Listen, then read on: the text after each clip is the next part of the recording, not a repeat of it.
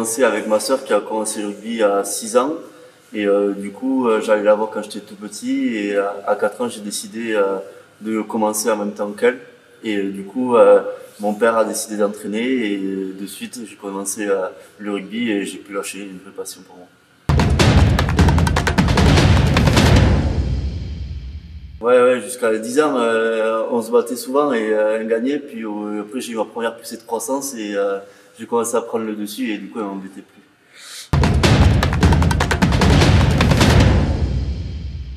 Ah oui, complètement. Tous mes copains de mon village, on est très soudés. Je sais que dès que je rentre, je vais les voir jouer ou soit je vais les voir aux entraînements. Je participe aussi à leur repas d'équipe.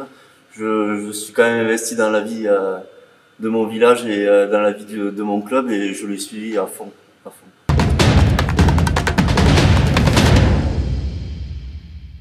Non, pas du tout, parce que quand je suis arrivé, j'avais pas suivi les filières, on va dire classiques, avec les centres de formation ou les pôles espoirs.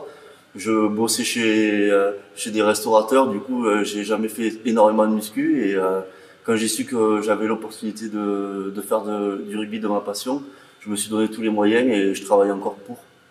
Quand tu dis restaurateur, tu parles de McDo?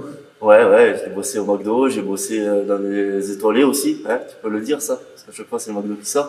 Et après, ouais, non, j'ai bossé quand j'étais au Stade Toulousain Sport, j'ai bossé à la brasserie et j'ai toujours bossé dans des super endroits. Ouais, de ma génération, il y en a beaucoup qui sont sortis, mais on savait qu'on avait du potentiel. Après, c'est le club qui les a amenés le plus haut possible et ils ont fait énormément de bon boulot, mais on savait quand même qu'on avait beaucoup de potentiel et que c'est pas anodin qu'il y ait beaucoup de joueurs qui sont sortis de cette génération-là. En fait, l'opportunité s'est faite quand j'ai décidé de quitter le Stade Toulousain. J'allais rentrer dans le milieu amateur et rejoindre mes copains Fédéral 2 à Gaillac, où j'allais prendre beaucoup de plaisir parce que c'est mes copains de village. Et au final, Eric Artigus, qui était entraîneur des espoirs à l'époque, m'a proposé de venir jouer à Bayonne pour 1 an et que j'ai accepté parce que je me suis dit que dans tous les cas, vivre de ma passion pendant 1 an, ça me ferait plaisir et que j'aurais aucun regret. Et du coup, ça s'est enchaîné, j'ai re-signé le contrat et voilà, ça fait 4 ans que je suis à Bayonne maintenant. Oh, au début, c'était pour rigoler que je l'ai fait et puis après, je me suis laissé au jeu, on va dire, et du coup, je l'ai laissé pousser. Et puis, à la fin, je savais que je voulais le couper, du coup, je l'avais été en bleu. Ça nous a pas porté chance et j'ai encore les séquelles du bleu sur le derrière, mais je sais pas, c'est une coupe qu'au final, qui m'a bien fait rire et qui détendait un peu tout le monde. Du coup, c'était assez drôle de la porter.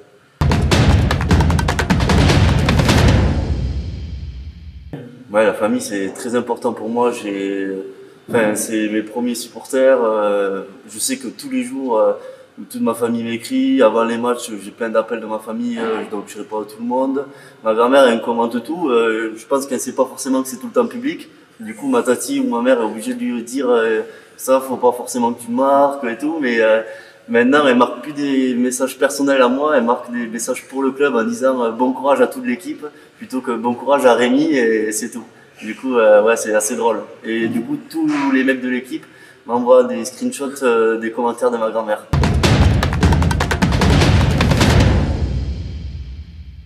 Ouais, parce qu'avec ces années Covid, ça fait 2 ans que je suis parrain et en fait, avec l'année Covid, on n'a rien pu faire avec eux parce que on avait sur conseil de pas se mélanger, on va dire, avec tout le monde et vachement faire attention par rapport au club. Du coup, on n'a pas pu faire beaucoup de choses. Et Franck Delurance, qui est le créateur de cet assaut, m'a proposé d'être parrain et j'ai accepté de suite parce que c'est toute la jeunesse bayonnaise et tous les vrais fans de l'aviron, tous les jeunes. Et du coup, pouvoir les voir et pouvoir échanger avec eux, c'est super en tant que joueur et en tant que personne et c'est très enrichissant.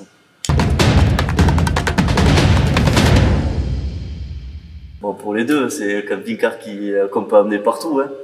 Le surf côte à côté, tu le prends à la montagne aussi? Ouais, si je transforme en snow, c'est possible, ouais.